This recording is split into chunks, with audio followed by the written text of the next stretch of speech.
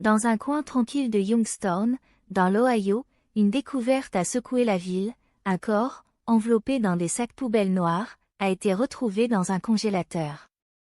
Cette découverte allait révéler une série d'événements sombres, menant finalement au meurtre de Shannon Grave, une jeune femme de 27 ans dont la vie avait pris un tournant turbulent. Shannon avait l'habitude de surmonter les épreuves. Sa demi-sœur, Debbie DePaul, l'avait pratiquement élevée comme sa fille, la conseillant et l'aidant à trouver une direction lorsque sa vie était instable. Après quelques difficultés, Shannon avait commencé à retrouver ses marques, s'inscrivant même à une école d'esthétique. Mais début 2017, elle disparut, laissant Debbie et sa famille dans une inquiétude affolée. Des mois passèrent sans nouvelles, et le signalement de la disparition qui suivit n'apporta aucune réponse immédiate, seulement des soupçons. C'est dans les mois qui ont suivi la disparition de Shannon qu'une série de signes inquiétants ont commencé à apparaître.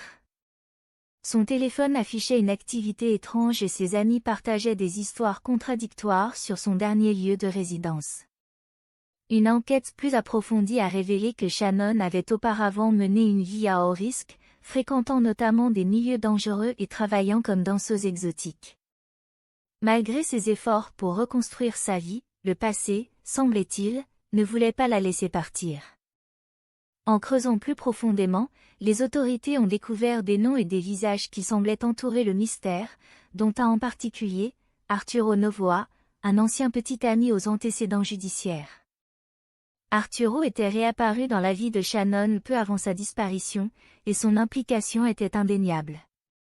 On a découvert plus tard qu'Arturo, avec sa petite amie de l'époque, Katrina Letton, avait acheté de l'acide sulfurique dans une tentative terrifiante de détruire les restes de Shannon, mais leur plan a échoué en raison de la mauvaise qualité de l'acide.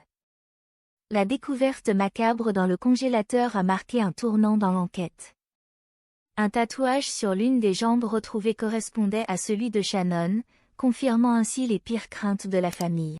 Pour écouter la suite de l'histoire, merci de cliquer sur le lien ci-dessous.